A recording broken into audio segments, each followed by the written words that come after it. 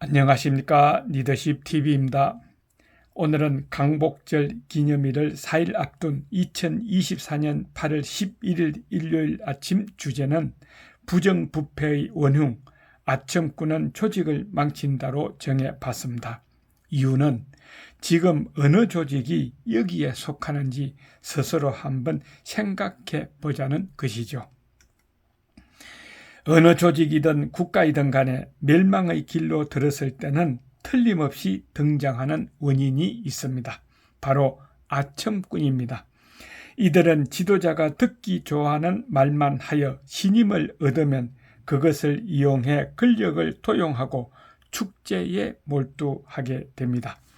그러다 보니 이들 아첨꾼은 조직이나 국가의 장래 따위는 안중에도 없고 지도자의 둘레에 인의 장막만을 쳐놓고 지도자와 추종자 또 지도자와 현장 사이를 가로막을 뿐입니다.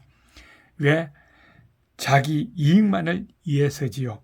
그런데 지도자가 그러한 상황을 알았을 때는 이미 돌이킬 수 없는 멸망의 상태로 되어버린 후기 때문에 대처 방법이 없는 것입니다. 그 사례 두 가지를 이야기해 보겠습니다. 먼저 중국의 춘추 전국시대 촉한의 멸망과 관계있는 총나라 마지막 황제 유선의 사례입니다. 망한 첫째 원인은 서기 263년 위가 촉을 정벌할 때 위나라 황제의 조서에 이르기를 촉은 작은 나라로 영토가 좁고 백성수가 적음에도 사령관 강륜은 군대를 혹사하여 잠시도 쉬지 않게 했기 때문이다 라고 기록되어 있고, 또 하나 망한 원인은 황제 유선은 황관인 황후를 곁에 두고 듣기 좋은 말만 들으며 귀를 막고 눈을 가렸기 때문이라고 합니다. 그리하여 총나라의 정치, 군사, 행정은 엉망이 되어갔고 결국 멸망의 길로 들어서게 됩니다. 그런데 총나라 관리였던 진수는 아첨꾼 간신 황후를 따르지 않았던 인물이었으며 한직으로 자천되기도 했지만 훗날 진나라의 사마염이 천하를 통일하고 난 이후 진나라의 관리가 됩니다. 그리고 그때 진수가 쓴 정사 삼국지에 제갈공명의 가르침을 따르지 않았던 유선의 그릇을 이렇게 평가하고 있습니다. 유선은 어진 재상이 보좌할 때는 순리에 따르는 임금이었으나 황관, 황후에게 미혹되었을 때는 어리석은 임금일 뿐이었다라고 기록되어 있다고 합니다. 두 번째 사례는 매간매직의 선두주자 후한의 12대 황제 영제 이야기입니다. 영제는 자기를 황제로 옹립한 당고의 금과 두시 일족 숙청을 통해 불과 13세의 나이에 견제 세력이 전무한 절대 왕권을 구축합니다. 또한 영제가 13세의 어린 나이에 불과했기 때문에 이는 황관들에게 이용당한 것으로도 볼 수 있지만 일반 사회와 격리되어 있던 중국 황실의 특성상 황관 세력은 황제권에 기생하는 방법이 아니고는 권력을 휘두를 수 없었고, 그래서 이들이 황제 독재 체제를 옹호하는 것은 필연적이라고 할 수 있을 것입니다. 문제는 영제가 황제가 되기 전 가난한 시절에 돈을 많이 벌어 부자가 되는 일에 완전히 미쳐 있었기 때문에 황제가 되어서도 오직 돈벌이만을 생각했다는 것입니다. 그래서 황제적이 때 돈을 실컷 쓸 수 있겠다는 기대를 가지고 있었는데 실제로는 아무리 군주라고 해도 정해진 절차가 있고 또 영제 이전부터 심해진 부정부패로 엉망이 되어가던 한나라의 국고는 황제가 마음대로 예산을 빼서 쓸 수가 없을 정도였다고 합니다.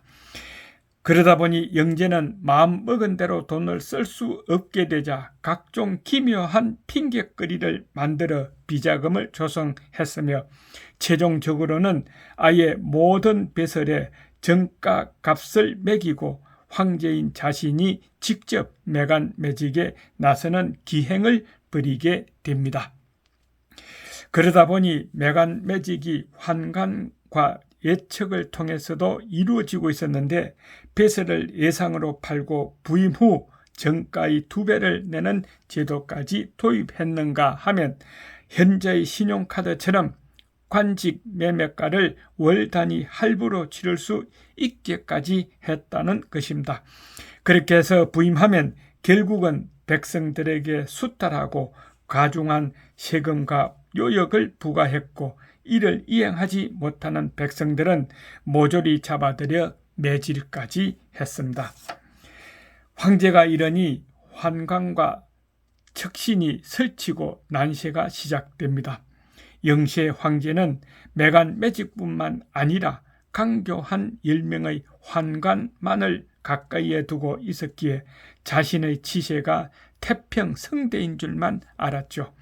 이 환관들은 경쟁적으로 좋은 소리만 하고 돈 버는 방법을 이야기하며 주색에 빠지도록 만들다 보니 결국 중병에 걸려 34세의 젊은 나이로 사망하게 됩니다. 결국은 후한 조정은 나라의 질서가 무너지고 황제는 옥새도 잊어버리고 따라서 184년 황건적의 난이 괜히 일어난 것이 아니라는 것을 알 수 있습니다. 이렇게 무한 수탈이 반복되었으니 한나라는 스스로 망한 것이지 다른 누가 멸망시킨 것이 아니라는 것을 알 수 있습니다. 지금 우리나라에 이런 조직이 어디 있을까요? 결론은 이와 같이 아청꾼은 자신들뿐만 아니라 자신이 속해 있는 조직과 국가를 망치게 되고 백성들의 삶은 피폐하게 됩니다. 그러므로 지도자는 먼저 바른 말 하는 자를 등용하고 키워야 합니다. 그들의 말은 지도자에게는 물론 조직과 국가의 보약이 되기 때문입니다. 그래서 제갈공명은 바른 말 하는 자를 가까이 하고 아첨하는 자를 멀리 하라고 했습니다. 끝까지 시청해 주셔서 감사합니다. 무더위에 건강 조심하세요. 리더십 TV였습니다.